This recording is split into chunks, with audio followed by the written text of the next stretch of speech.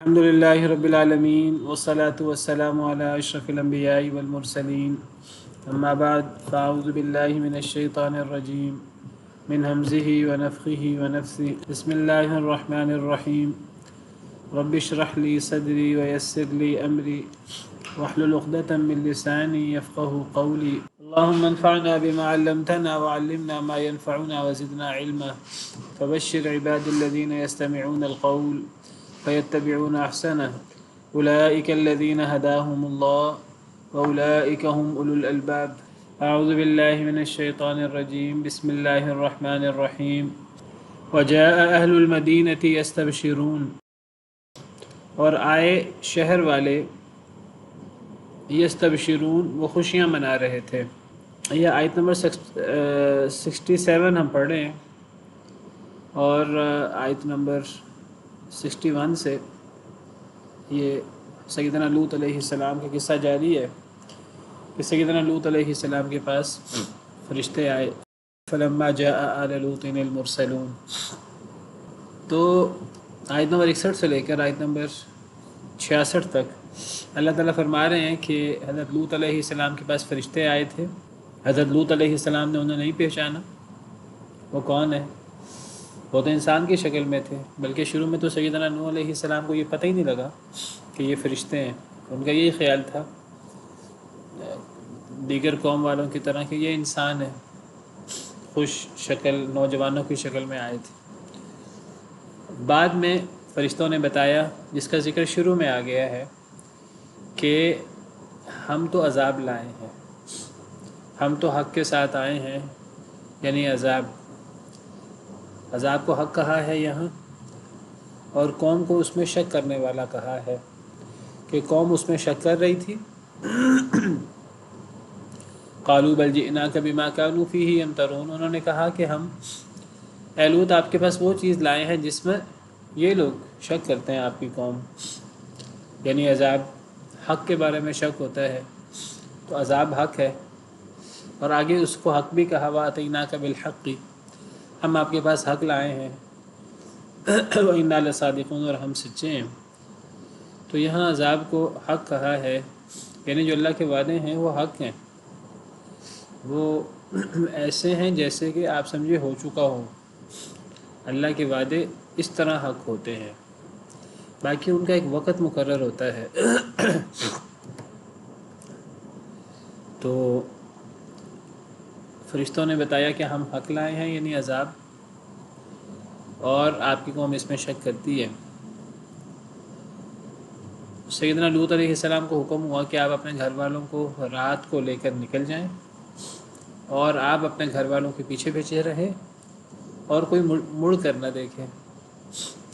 اور اللہ نے بتا دیا یہ بات وحی کے ذریعے کہ صبح کے وقت ان کی جڑ کٹ جائے گی، ان دابر ہؤلاء مقطوع مصبحین، کہ صبح کے وقت ان کی دابر دبر سے ہے، پیٹھ، ان پچھلا حصہ یعنی جڑ، ان کی جڑ کٹ جائے گی۔ بعض کہتے ہیں دابر سے مراد آخری انسان، آخری کافر اس قوم کا،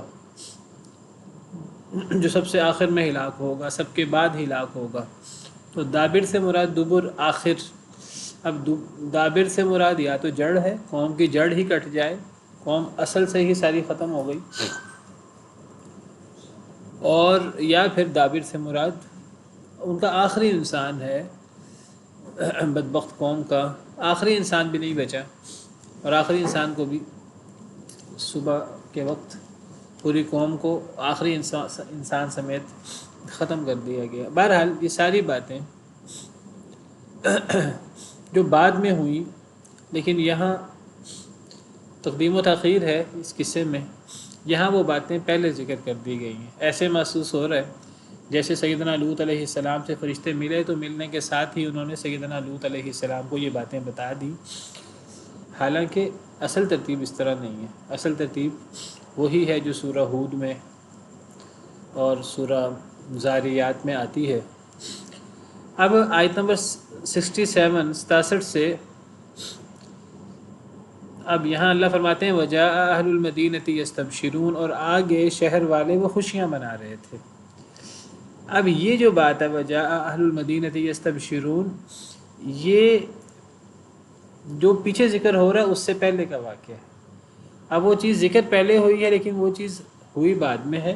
فرشتوں نے حضرت لوط کو بتایا ہم فرشتے ہیں اور ہم عذاب لانے والے ہیں۔ وہ عذاب جس عذاب میں یہ شک کرتے ہیں، آیات وہ پہلے ہیں لیکن وہ وقوع بعد میں ہوئی ہے وہ چیز۔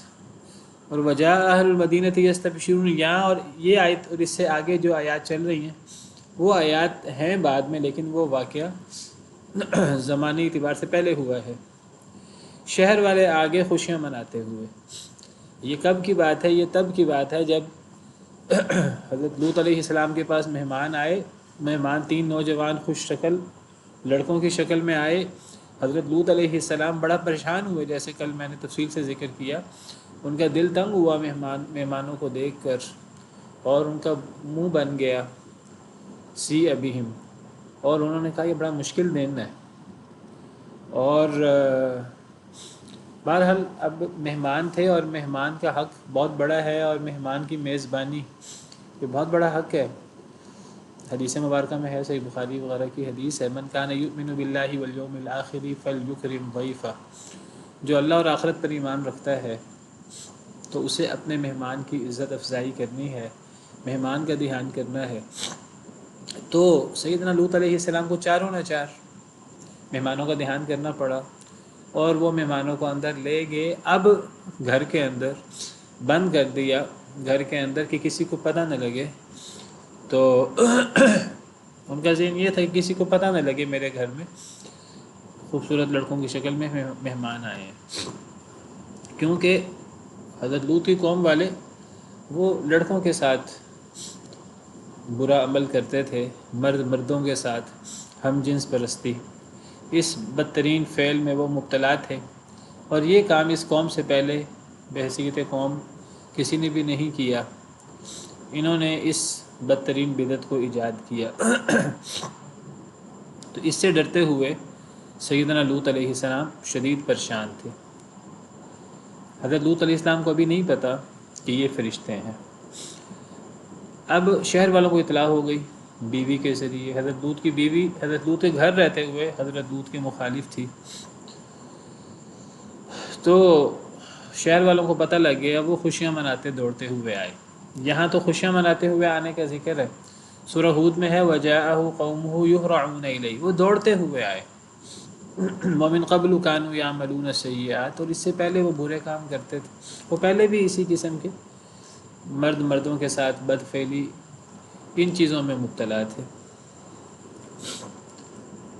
تو شہر والے آئے خوشیاں مناتے ہوئے۔ یہ تب کی بات ہے جب سیدنا لوط علیہ السلام کو نہیں پتہ تھا کہ یہ فرشتے ہیں، وہ ان کو انسان ہی سمجھ رہے تھے۔ قال ان هؤلاء ضيفي فلا تفضحون، حضرت لوط علیہ السلام نے فرمایا اپنی قوم سے کہ بے شک یہ میرے مہمان ہیں، فلا تفضحون، بس نہ تم رسوا کرو۔ تفضحون اصل میں تو تفضحون ہوتا ہے فعل مضارع، لیکن یہ نون پہ زیر ہے۔ نون پہ زیر کا کیا مطلب ہے کہ اصل میں یہ تفضحوننی تھا۔ کیا تھا یہ اصل میں تفضحوننی، یہ فعل مضارع تفضحون، اس کے آخر میں نی لگا ہوا ہے۔ یہ آپ سمجھیے کہ یہ اصل میں ایسے ہے، یہ فعل مضارع جمع مذکر حاضر نوواں صیغہ ہے، اور آگے پھر نی ہے۔ فعل مضارع میں جب آگے ضمیر لگتی ہے مفعول کی تو وہ ڈائریکٹ نہیں لگتی، وہ نون کے ساتھ لگتی ہے، ساتھ اس کے نون آتا ہے۔ تو تفضحوننی جیسے تقولوننی، تم مجھے کہتے ہو، تقتلوننی، تو اسی طرح تفضحوننی۔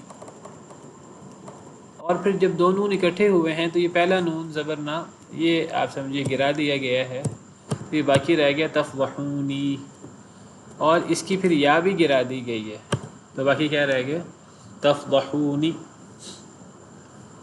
تو دو نونوں میں سے ایک نون ختم کر دیا گیا جس کو نون اعرابی کہتے ہیں، اور وہ جو یا تھی وہ گرا دی گئی ہے۔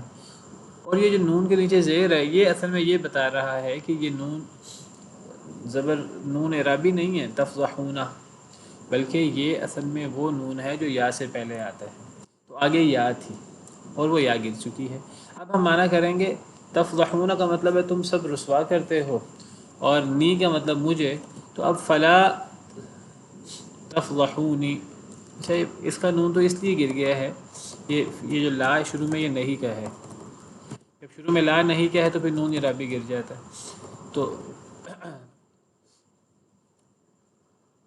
یا آخر سے گرا ہوا ہے، لا تفضحونی، بس نہ تم مجھے رسوا کرو، تو اس میں ہم مجھے کا معنی کریں گے نون کے نیچے زیر کی وجہ سے، اس کا نون گرا ہوا ہے لا کی وجہ سے، کیونکہ یہ لا نہیں ہے۔ حضرت لوط علیہ السلام فرمانے لگے کہ بے شک یہ میرے مہمان ہیں، بس نہ تم مجھے رسوا کرو، مجھے رسوا نہ کرو، یعنی میرے مہمانوں کے سامنے مجھے رسوا نہ کرو۔ حضرت لوط کی رسوائی کیسے ہوگی؟ یعنی اگر قوم والے حضرت لوط کے مہمانوں کے ساتھ برائی کریں گے، برا معاملہ کریں گے، تو حضرت لوط کی رسوائی ہے کہ حضرت لوط اپنے مہمانوں کا دھیان نہیں کر سکے۔ اصل میں تو رسوائی نہیں ہے، رسوائی تو تب ہو جب لوط علیہ السلام کے پاس طاقت ہو، لیکن بہرحال وہ سمجھتے تھے کہ یہ میرے پاس آئے ہیں، اب ان کی حفاظت میری ذمہ داری ہے، میں وہ کر سکوں نہ کر سکوں۔ حضرت لوط علیہ السلام کے بیٹے بھی نہیں تھے، بیٹے ہوتے تو وہ کچھ مقابلہ کرنے کی کوشش بھی کرتے، خود وہ بوڑھے تھے آپ سمجھیے، تو کوئی ایسا قلعہ بھی نہیں تھا ان کے پاس مضبوط جس قلعے کے اندر وہ پناہ لے لیتے اور مہمانوں کو قلعے کے اندر بند کر دیتے کہ قوم والے قلعہ کھول ہی نہ سکتے، قلعے میں داخلے نہ ہو سکتے۔ سورہ ہود میں تو ہے کہ حضرت لوط علیہ السلام نے اس بے بسی کے عالم میں فرمایا کاش کہ قال لو ان لی بکم قوۃ او آوی الی رکن شدید، کاش کہ میرے پاس کوئی قوت ہوتی، کوئی خاندان کی قوت، کوئی بیٹے میرے ہوتے ساتھ، میرے ساتھ لوگ ہوتے، مرد حضرات، ایک جتھا ہوتا میرے ساتھ، یا پھر میں کسی مضبوط جگہ پناہ لے لیتا، مضبوط رکن شدید، کسی مضبوط قلعے میں پناہ لے لیتا۔ اب حضرت لوط حفاظت نہیں کر سکتے تھے مہمانوں کی، تو کہا مجھے مہمانوں کے سامنے رسوا نہ کرو۔ واتقوا اللہ، پھر قوم کو بھی نصیحت کی، حالانکہ حضرت لوط علیہ السلام کو پتہ تھا کہ یہ قوم حد سے آگے بڑھ چکی ہے، یہ نصیحت میں نہیں آتی، لیکن انہوں نے اپنا فرض تو پورا کرنا تھا، تو کہا کہ مجھے مہمانوں کے سامنے رسوا نہ کرو، اور ساتھ ہی قوم سے کہا علیہ السلام اللہ سے ڈر جاؤ، ولا تخزونی، اور مجھے رسوا نہ کرو۔ لا تخزونی یہاں بھی نون کے نیچے زیر ہے، تو اس بات کی دلیل ہے کہ آگے یا تھی، تو اور نہ رسوا کرو مجھے، اللہ سے ڈر جاؤ مجھے رسوا نہ کرو، یعنی اگر تم میرے مہمانوں کو تکلیف دو گے تو یہ میزبان کی رسوائی ہے، یہ ہے مہمان کا مقام جو اسلام میں ہے، اور یہ شروع سے چلا آ رہا ہے، تمام انبیاء کرام علیہم السلام کا دین اسلام تھا، موٹی موٹی باتیں تمام انبیاء کے ہاں ایک ہی تھیں۔ قالو، انہوں نے کہا، حضرت لوط علیہ السلام کی قوم نے، یہ میں پھر کہہ رہا ہوں یہ تب کی بات ہے جب حضرت لوط علیہ السلام کو پتہ نہیں تھا کہ یہ فرشتے ہیں، اگر حضرت لوط علیہ السلام کو پتہ ہوتا یہ فرشتے ہیں تو حضرت لوط علیہ السلام کبھی اپنی قوم کے سامنے اس طرح لجاجت کے ساتھ بات نہ کرتے۔ انہوں نے کہا اولم ننہک عن العالمین، کیا نہیں ہم نے روک دیا تھا تجھے اے لوط، عن العالمین جہان والوں سے۔ انہوں نے کہا اے لوط ہم نے تمہیں پہلے بھی روکا تھا کہ تم نے جہان والوں کا ٹھیکہ نہیں لینا، تم نے پھر جہان والوں کا ٹھیکہ لے لیا ہے، تم پھر جہان والوں کی مہمان نوازی کے پیچھے پڑ گئے ہو، تمہارا اور ان لوگوں کا کیا آپ لینا دینا، ان کو ہمارے حوالے کرو، بس تم ان کے میزبان بن کر، ان کے ذمہ دار بن کر ہم سے کہہ رہے ہو کہ اللہ سے ہم ڈریں اور ہم ان مہمانوں کو کچھ نہ کریں، ہم نے تو ان مہمانوں کو ساتھ لے کے جانا ہے، ہم نے تو جو بھی اپنا غلط معاملہ ہے ہم نے کرنا ہے، تم نے لوگوں کا ٹھیکہ کیوں لے لیا ہوا ہے، ہم نے تو تمہیں پہلے بھی منع کیا ہے، تم ہمیں ہمارے کام کرنے دو اور ہمارے کام کے درمیان میں نہ آؤ، اپنے مہمانوں کو بھی ہمارے حوالے کر دو اور ہمارے کام کے درمیان میں نہ آؤ، تم کیوں درمیان میں رکاوٹ بن رہے ہو، تم کیوں جہان والوں کا ٹھیکہ لیتے ہو۔ یہ بالکل ایسی بات ہے جیسے عام طور پر جو لوگ اللہ کے دین کی دعوت دینے والے ہیں وہ لوگوں کو برے کام سے روکتے ہیں تو آگے سے لوگ باتیں بناتے ہیں، تکلیفیں دیتے ہیں، وہ کہتے ہیں کہ بھئی ہم جو کرتے ہیں ہمیں کرنے دو، تم کیوں اتنے ٹھیکیدار بنے ہوئے ہو، تمہیں کیا پڑی ہے کہ ہمیں تم نے سمجھانا ہے۔ یہی بات قوم نے کہی، پہلے بھی وہ حضرت لوط علیہ السلام کو تنگ کرتے رہتے تھے، تکلیفیں دیتے رہتے تھے، بد زبانی کرتے رہتے تھے۔ ابھی بھی کہا کہ جہان والوں سے ہم نے آپ کو کیا روکا نہیں ہے کہ آپ دوسرے لوگوں کا اس طرح ٹھیکہ نہ لیا کریں، نہ آپ ہمیں سمجھانے کا ٹھیکہ لیں، نہ آپ دوسروں کی حفاظت کی ذمہ داری لیں، تو یہ ہمارے حوالے کریں ان کو۔ لیکن معاملہ چونکہ مہمان کے، اب دیکھیے قوم والے جس طرح قرآن کہتا ہے وَكَانُوا مِن قَبْلُ وَمِن قَبْلُ كَانُوا يَعْمَلُونَ السَّيِّئَاتِ، وہ اس سے پہلے برے کام کرتے تھے مرد مردوں کے ساتھ۔ حضرت لوط علیہ السلام ان کو پہلے بھی روکنے کی کوشش کرتے تھے، وہ کہتے تھے کہ ہم آپس میں کوئی بھی معاملہ غلط کر رہے ہیں صحیح کر رہے ہیں، آپ کو کیا مطلب ہے، آپ ہمارا ٹھیکیدار کیوں بنتے ہیں۔ حضرت لوط علیہ السلام کو خاموش ہونا پڑتا تھا، وہاں حضرت لوط علیہ السلام زبردستی نہیں کر سکتے تھے، اور ویسے بھی ایک دائی اگر وہ کسی کا ذمہ دار نہیں ہے تو وہ زبردستی ہاتھ سے تو روک نہیں سکتا، ہاتھ سے روکنے کا کام تو حکمرانوں کا ہے، یا جس کے پاس کوئی پاور ہے، کوئی اختیار ہے، گھر کے اندر کوئی باپ ہے، بڑا بھائی ہے، یا کسی ادارے کے اندر کوئی باس وغیرہ ہے، وہ سختی سے اپنی بات منوا سکتا ہے، وہ کسی غلط کام کو بزور روک سکتا ہے، جس طرح نبی صلی اللہ علیہ وسلم کا ارشاد ہے من رأى منکم منکرا فلیغیرہ بیدہ، تم میں سے جو منکر دیکھے اس کو اپنے ہاتھ سے روکنے کی کوشش کرے، فإن لم يستطع فبلسانہ، جو یہ اس کام کی طاقت نہ رکھے تو زبان سے روکے۔ اب علماء کا، دائی حضرات کا، یہ نبیوں کا کام، نبیوں کے پاس دنیاوی اختیار تو نہیں ہوتا، یا تو ان کے پاس حکومت ہو، دنیاوی اختیار نہیں ہوتا، جب دنیاوی اختیار نہیں ہوتا نبیوں کے پاس، دائی حضرات کے پاس، تب پھر ان کا کام زبان سے روکنا رہ جاتا ہے۔ حضرت لوط علیہ السلام زبان سے ہی روکتے تھے، اس سے زیادہ کیا کر سکتے تھے۔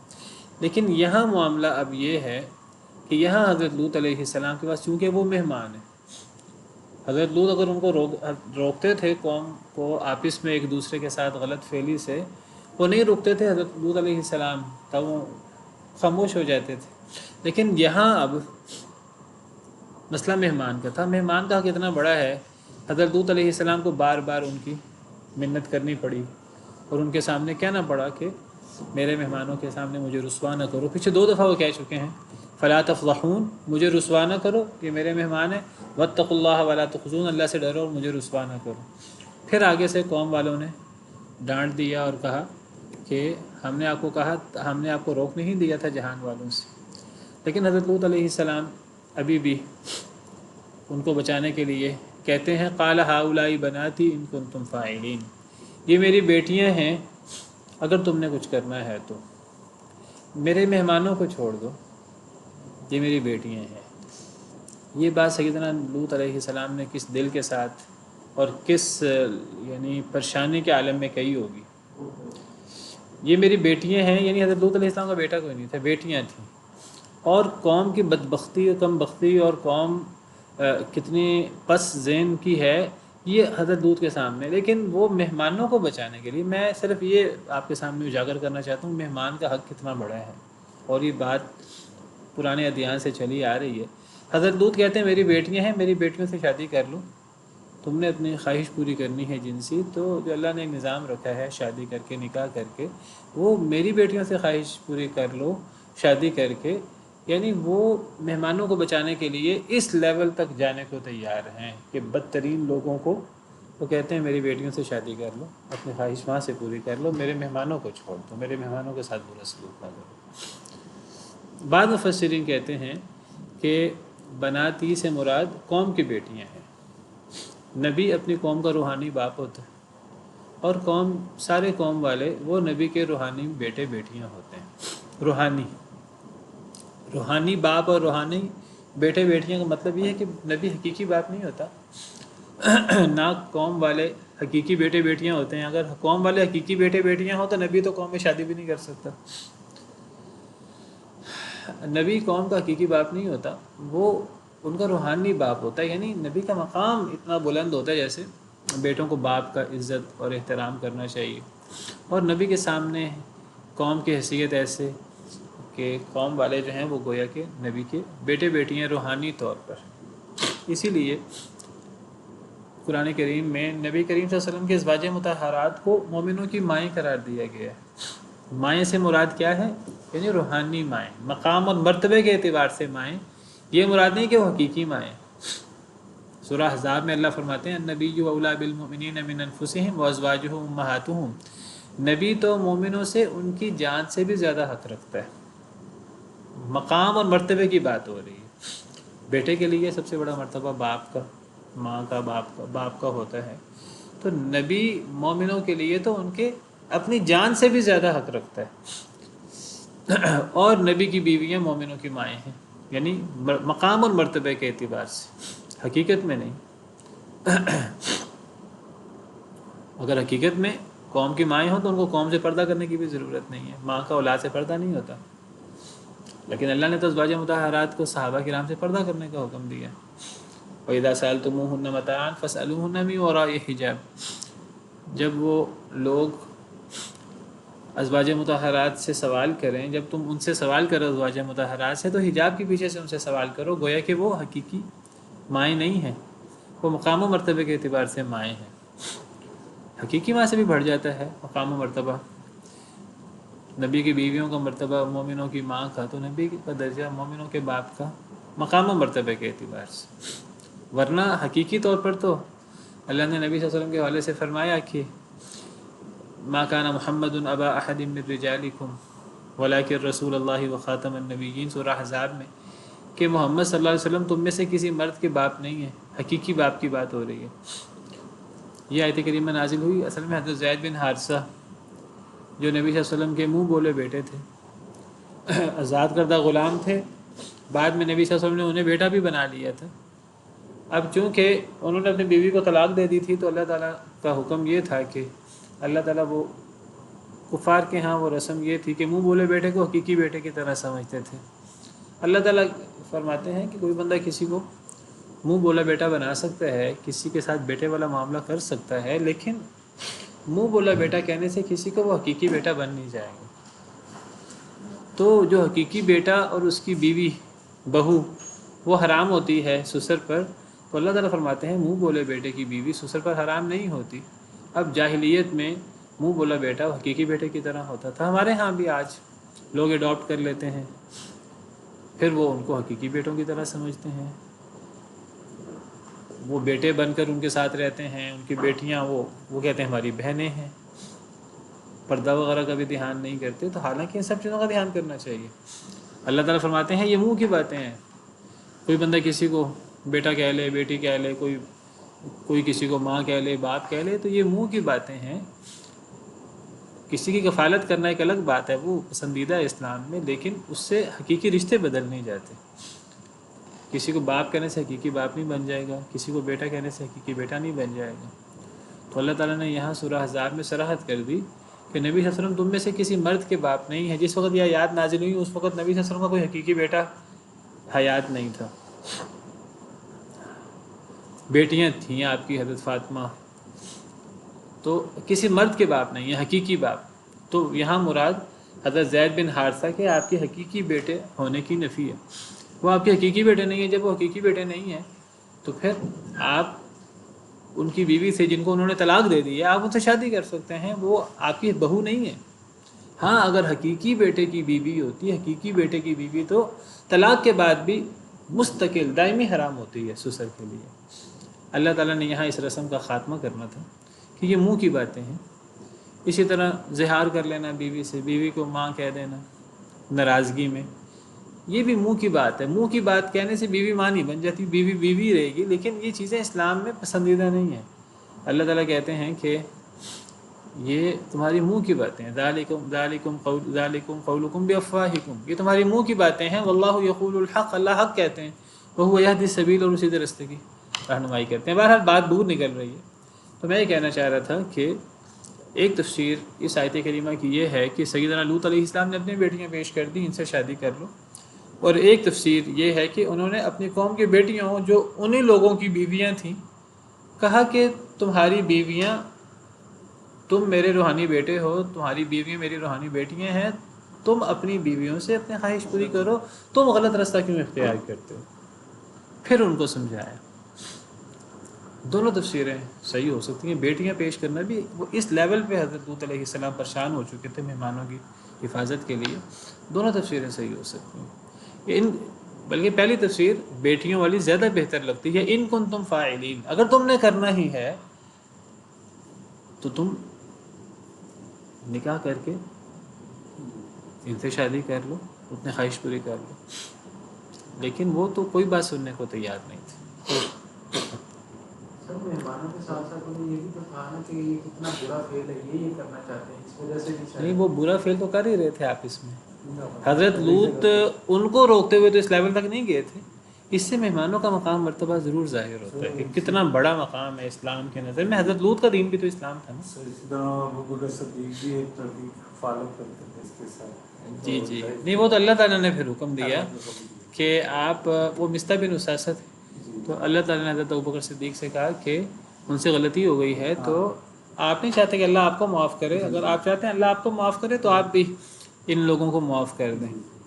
بہرحال تو مہمان کا حق کتنا بڑا ہے یہ واضح ہوتا ہے۔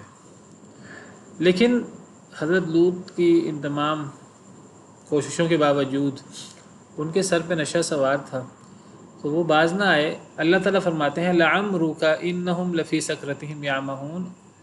لعمرک، یہ لام قسمیہ ہے، قسم کے معنی میں ہے، لام قسم کے معنی میں بھی ہوتا ہے۔ آپ کی عمر کی قسم، آپ کی زندگی کی قسم، نبی صلی اللہ علیہ وسلم کا سے مراد نبی صلی اللہ علیہ وسلم، آپ کی عمر کی قسم۔ تو اللہ تعالیٰ نبی صلی اللہ علیہ وسلم کی قسم کھا کر فرماتے ہیں انہم، بے شک وہ یعنی قوم لوط، لفی سکرتہم، البتہ اپنی مدہوشی میں، یعمہون، حیران و پریشان پھر رہے تھے۔ اللہ فرماتے ہیں کہ ان کے اوپر اتنا نشہ چڑھا ہوا تھا اللہ کی نافرمانی کا اور یہ بد فعلی کا کہ ان کو کوئی حق کی بات، کوئی کام کی بات انہیں سمجھ نہیں آ رہی تھی۔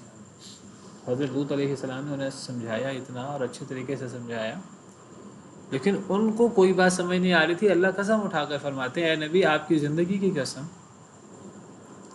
نبی کی قسم اٹھائی اللہ نے، اللہ اپنی مخلوق کی قسم اٹھا لیتے ہیں۔ ہمارے لیے حکم یہ ہے کہ ہم صرف اللہ کی قسم اٹھائیں۔ اللہ تعالیٰ مخلوق کی قسم اٹھا لیتے ہیں، اللہ تعالیٰ نے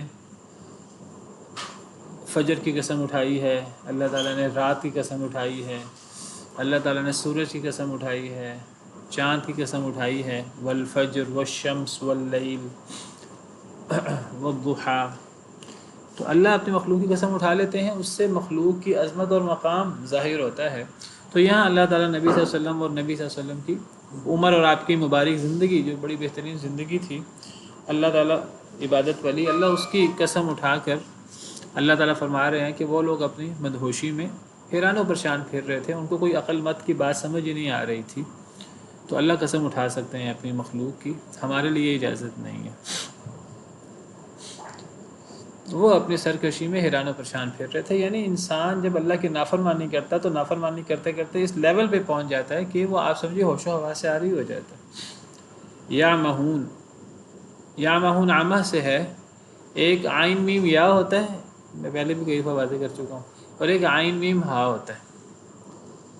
عین میم یا، اعمی عمیٌ، اس کا مطلب آنکھوں کا اندھا ہونا ہوتا ہے، اور عین میم ہا کا مطلب دل کا اندھا ہونا ہوتا ہے۔ یعنی کوئی شخص پاگل ہو جائے، مجنون ہو جائے، نشے میں ہو، اس کو عقل مت نہیں رہتی، پھر وہ کہاں ٹامک ٹوئیاں مار رہا ہے، اسے سمجھ نہیں آتی میں کیا کر رہا ہوں، حالانکہ اس کی آنکھیں ہوتی ہیں۔ تو جب ایک شخص طغیانی، اللہ کی نافرمانی کے اس لیول پہ پہنچ جاتا ہے تو پھر اس کو اللہ فرماتے ہیں یا مہون، وہ ایسے حیران و پریشان تھے جیسے کسی بندے کے پاس عقل نہ ہو، مجنون ہو، اور اسے سمجھ نہ آ رہی ہو اسے میں کیا کر رہا ہوں۔ اور اللہ فرماتے ہیں وہ اپنے مدہوشی میں، مدہوشی اب کوئی شراب وغیرہ تو نہیں پی ہوئی تھی، مدہوشی سے مراد ان کی وہ جو سرکشی اور ان کی اللہ کی نافرمانی کی جس وہ لے میں،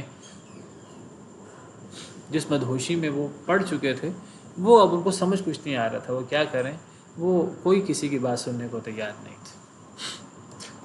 ایسے لوگوں کا پھر علاج، پھر ایسے لوگ باتوں کے پھر باتوں سے سمجھایا تو نہیں جا سکتا، پھر یہ لوگ لاتوں کے بھوت ہوتے ہیں۔ فَأَخَذَتْهُمُ الصَّيْحَةُ مُشْرِقِينَ، بس پکڑ لیا ان کو چیخ نے صبح کے وقت۔ اب ایسے لوگوں کا علاج پھر اللہ کا عذاب تھا اور وہ مہلت ختم ہو گئی اور اللہ کا عذاب آ گیا۔ وہ عذاب فوری نہیں آیا، بلکہ جب قوم والے کوئی بات نہیں سن رہے حضرت لوط علیہ السلام کی، اب وہ جو پیچھے ہم پڑھ آئے ہیں، حضرت لوط علیہ السلام کو فرشتوں نے بتایا ہم تو فرشتے ہیں اور ہم تو عذاب لائے ہیں، اور اب آپ راتوں رات نکل جائیں، صبح عذاب آ جائے گا۔ اب وہ ساری باتیں اس کے بعد ہوئی ہیں، اور پھر یہ کچھ وقت گزرنے کے بعد صبح کے وقت جا کے عذاب آیا ہے۔ یہ واقعہ رات کا ہے۔ آج سمجھی، یہ قوم کے حضرت لوط کے پاس آنے میں اور قوم کے عذاب میں مبتلا ہونے میں کئی گھنٹوں کا فاصلہ ہے، اگر ہم آج کے دور کے حوالے سے بات کریں۔ درمیان میں حضرت لوط علیہ السلام اپنے گھر سے نکلے بھی ہیں اپنے گھر والوں کو لے کر۔ اصل میں ہوا کیا، یا پھر حذف ہے، ہوا یہ کہ اب وہ فرشتے تھے، ان فرشتوں نے کوئی ایسا عمل کیا، کچھ ایسا کام کیا کہ وہ جو لوگ آئے تھے ان کی آنکھیں مٹا ڈالی، اور وہ لوگ سب بھاگ کھڑے ہوئے ڈر کے مارے۔ ابھی پوری قوم پر عذاب نہیں آیا، صرف ان لوگوں پر یہ ہوا تھا جو مہمانوں سے برا سلوک کرنے آئے تھے۔ اس دوران حضرت لوط کو نکلنے کا حکم دے دیا گیا۔ تو میں ذکر کر رہا تھا کہ فَأَخَذَتْهُمُ الصَّيْحَةُ مُشْرِقِينَ، پس پکڑ لیا ان کو چیخ نے صبح کے وقت۔ مشرقین اشراق سے ہے، یہ مشرقین نہیں ہے۔ ایک ہوتا ہے مشرقین کاف سے، چھوٹے کاف سے، قلب والے کاف سے، اور ایک مشرقین موٹے قاف سے۔ تو مشرقین اور مشرقین میں فرق ہے۔ مشرقین اور مشرقین، مشرقین کا مطلب کیا ہوتا ہے؟ شرک کرنے والے، یہ اشراق سے ہے شرک کرنا، اور مشرقین یہ اشراق سے ہے۔ اشراق کا مطلب جب صبح سورج نکلتا ہے تو اشراق کا وقت ہو جاتا ہے، جس کی نماز بھی ہوتی ہے 2 رکعتیں، اس کو اشراق کہتے ہیں، وہ موٹے قاف سے ہوتا ہے۔ تو عام طور پہ قرآن کریم میں مشرکین آتا ہے، لم یکن الذین کفروا من اہل الکتاب والمشرکین، اور مشرکین عام طور پر آتا ہے شرک کرنے والے، لیکن یہ لفظ مشرقین ہے قاف سے، صبح کے وقت، اشراق کے وقت۔ تو یہاں اللہ تعالیٰ فرماتے ہیں فَأَخَذَتْهُمُ الصَّيْحَةُ مُشْرِقِينَ، پس پکڑ لیا ان کو چیخ نے اشراق کے وقت۔ اب یہ چیخ عذاب آیا اشراق کے وقت، یہ سارا واقعہ رات کا ہے۔ تو اس سارے واقعے کے درمیان کچھ عرصہ ہے، اور میں ذکر کر رہا تھا آپ سے اذان سے پہلے کہ اب لوگ آئے ہیں، حضرت لوط کو بھی پتہ نہیں ہے کہ یہ مہمان، یہ فرشتے ہیں، حضرت لوط کو یہی پتہ ہے کہ یہ انسان ہیں اور میری قوم ان سے برا سلوک کرنا چاہتی ہے، وہ جو جس برے فعل میں وہ مبتلا تھی وہ وہی کرنا چاہتی ہے۔ اس سے یہ بھی پتہ لگتا ہے کہ سیدنا لوط علیہ السلام لمبا عرصہ آزمائش میں مبتلا رہے، اپنی بیٹیوں تک کی پیشکش کر دی۔ تو حضرت لوط علیہ السلام بھی اللہ کے نبی تھے اور ان کے پاس بھی علم غیب نہیں تھا۔ اگر انہیں پتہ ہوتا ہے کہ یہ فرشتے ہیں تو وہ کیوں اپنے بیٹیوں کی پیشکش کرتے، اور کبھی بھی اپنی بیٹیوں کی پیشکش نہ کرتے۔ بیٹیاں تو عزت ہوتی ہیں، غیرت ہوتی ہیں، وہ تو مجبوری کی انتہا پہ جا کر انہوں نے قوم کو سمجھانے کے لیے یہ بات کہی کہ تم جائز طریقے سے میری بیٹیوں سے خواہش پوری کر لو، بجائے اس کے میرے مہمانوں کو تم رسوا کرو۔ اس سے پتہ لگتا ہے کہ انبیاء کرام علیہ السلام کے پاس علم غیب نہیں ہوتا۔ اچھا، اب وہ جو لوگ آئے تھے وہ لوگ کیسے واپس پلٹے؟ تو میں نے ذکر کیا آپ سے، وہ لوگ واپس یہ پلٹے کہ وہ جو لوگ تھے، اب وہ جو مہمان تھے تو انہوں نے ان کی آنکھیں مٹا ڈالی۔ یہ پوری قوم لوط کے ساتھ نہیں ہوا کہ ان کی آنکھیں مٹا ڈالی گئی ہوں، یہ ان لوگوں کے ساتھ ہوا جو مہمانوں کے ساتھ برا سلوک کرنے آئے تھے، ان کی آنکھیں مٹا ڈالی گئیں۔ کیسے؟ اللہ کو پتہ ہے۔ تو یہ جو لوگ مہمانوں کے ساتھ برا سلوک کرنے آئے تھے ان کے ساتھ یہ معاملہ ہوا، گویا کہ یہ اب عذاب کی ابتدا ہوئی ہے۔ ابھی یہ عذاب کا ایک مرحلہ ہے جو پوری قوم پر نہیں آیا، بعض قوم پر آیا ہے، پھر اس کے بعد عذاب کا دوسرا مرحلہ وہ پھر صبح کے وقت آیا ہے، اور وہ 3 عذاب آئے ہیں۔ جیسے یہاں اللہ فرما رہے فَأَخَذَتْهُمُ الصَّيْحَةُ مُشْرِقِينَ، پکڑ لیا ان کو چیخ نے صبح کے وقت، اشراق کے وقت۔ ایک تو چیخ کا عذاب آیا، چنگاڑ، اتنی تیز آواز کی چیخ کہ کسی کا دل، کان اور دل اس کو سہار نہ سکیں اور پھٹ جائیں اور ختم ہو جائیں وہ لوگ ایک لمحے میں۔ کہا جاتا ہے کہ یہ سیدنا جبریل علیہ السلام کی چیخ تھی، واللہ عالم، اللہ بہتر جانتے ہیں۔ اتنی بلند آواز تھی کہ جو ان کے کلیجے برداشت نہ کر سکے، اور اللہ نے اس عذاب کے ذریعے کئی قوموں کو ہلاک کیا ہے۔ قوم سمود کے بارے میں بھی آتا ہے، ان کو چیخ سے ہلاک کیا گیا۔ اسی طرح قوم شعیب کے بارے میں بھی ہے، اور یہ قوم لوط کے بارے میں بھی ہے۔ ایک تو ان پر چیخ کا عذاب آیا صبح کے وقت، دوسرا عذاب کیا آیا؟ فَجَعَلْنَا عَالِيَهَا سَافِلَهَا، پس ہم نے کر دیا ان کے اوپر کے حصے کو، عالیہا یعنی اس بستی کے اوپر کے حصے کو، سافلہا اس بستی کا نیچے کا حصہ، یعنی ہم نے ان کی بستی کے اوپر کے حصے کو ان کی بستی کا نچلا حصہ بنا دیا۔ کیا مطلب اوپر کے حصے کو نچلا حصہ بنا دیا؟ مثلا یہ میرے پاس موبائل ہے، یہ ایک موبائل کے، یہ ایک اوپر کے ایک سرفیس ہے، یہ ایک اوپر کا حصہ ہے، ایک نیچے کا حصہ ہے۔ اگر بستی کو الٹا دیا جائے تو یہ اوپر کا حصہ نیچے کا حصہ ہو گیا اور نیچے کا حصہ اوپر کا ہو گیا۔ تو اللہ فرماتے ہیں ہم نے ان کی بستی کا اوپر کا حصہ نیچے کا حصہ بنا دیا۔ مفسرین کہتے ہیں کہ ان کی بستی کو سیدنا جبریل امین علیہ السلام نے، یہ اللہ کو پتہ ہے کیسے، ایک پر سے اٹھا کر آسمانوں پر لے جا کر پوری بستی کو الٹا کر کے اوندے منہ دے مارا۔ بستی میں سارے جو بدبخت انسان تھے اور جو جانور تھے، وہ بھی انسانوں کے اعمال کی نحوست سے جانوروں کو بھی جو ہے وہ عذاب کا سامنا کرنا پڑتا ہے۔ جیسے آج کل اللہ معاف کرے سیلاب آیا ہوا ہے ہمارے اعمال کی وجہ سے، اور انسان تو انسان اور جانور بھی اس کے شکار ہو رہے ہیں، والعیاذ باللہ۔ یہ دوسرا عذاب ہے، بستی کو الٹا دیا گیا۔ کہتے ہیں بستی کو الٹا دیا گیا، یہ ایسا عذاب کسی اور قوم پر نہیں آیا۔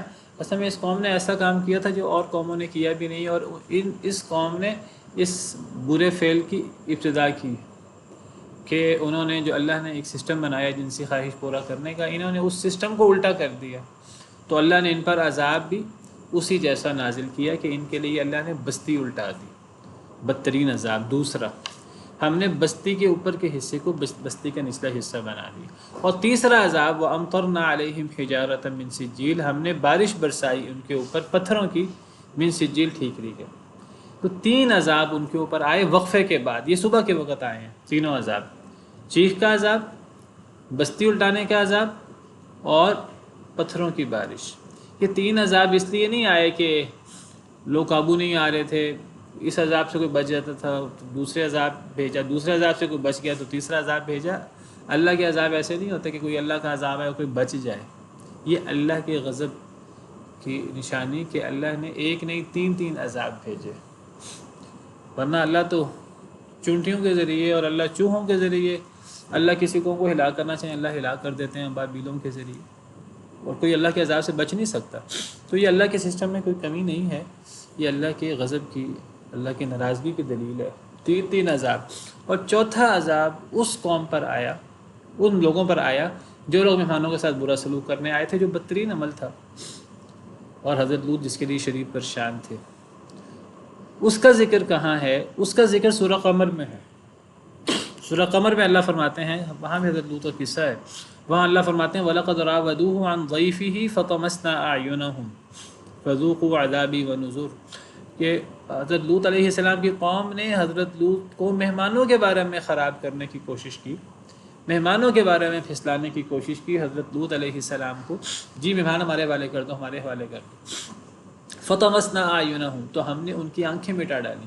یہ چوتھا عذاب ہے قوم لوط پر، ان لوگوں پر خاص طور پر جو مہمانوں کو لینے آئے تھے اور ان کے ساتھ برا سلوک کرنے آئے تھے۔ اور یہ رات کا واقعہ ہے۔ اب اس رات کے واقعے کے بعد جب آنکھیں مٹائی گئیں اور وہ پھر گھبرا کر بھاگے ہیں سارے واپس، تو اب پھر حضرت لوط کو حکم ہوا ہے، جس کا پیچھے ہم نے آیات پڑھی، کہ اب آپ اور آپ کے گھر والے نکل جائیں اور کوئی مڑ کر نہ دیکھے، اور اے لوط آپ نے اپنے گھر والوں کے پیچھے پیچھے رہنا ہے۔ حضرت لوط ان کے گھر والے نکل گئے، بیوی ان کی ساتھ نہیں نکلی، یا وہ نکلی اور وہ رستے سے واپس آ گئی، کیونکہ اس کے بارے میں طے ہو چکا تھا کہ وہ پیچھے رہ جانے والوں میں سے ہے۔ تو حضرت لوط علیہ السلام نکلے ہیں تو ان کی بستی کو الٹایا گیا۔ جب بستی کو الٹایا گیا ہے یا چیخ آئی ہے یا پتھروں کی بارش ہوئی ہے تو اس میں حضرت لوط علیہ السلام اور ان کے گھر والے نہیں تھے اس میں۔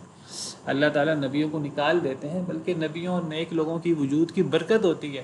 جب تک وہ کسی بدبخت ترین قوم میں بھی موجود ہوں تو قوم پر عذاب نہیں آتا، اور اللہ تعالیٰ نے جب کسی قوم پر عذاب نازل کرنا ہوتا ہے تو اللہ نبیوں کو، نیک لوگوں کو پہلے نکال دیتے ہیں۔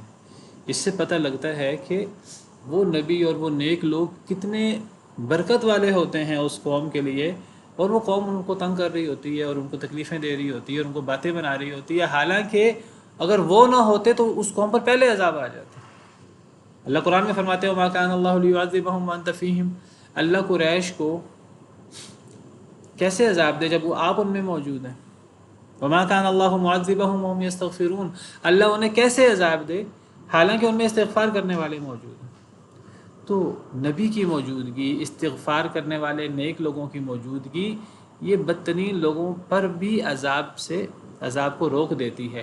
پھر جب اللہ کا حکم آتا ہے پھر اللہ نیک لوگوں کو، نبی کو نکال دیتے ہیں۔ اللہ نے نکال دیا اور پھر پیچھے سے پھر اہل مکہ جو ہے وہ اللہ کے عذاب کا شکار ہوئے۔ ان فی ذلک لآیات للمتوسمین، بے شک اس میں البتہ نشانیاں ہیں اس قصے میں۔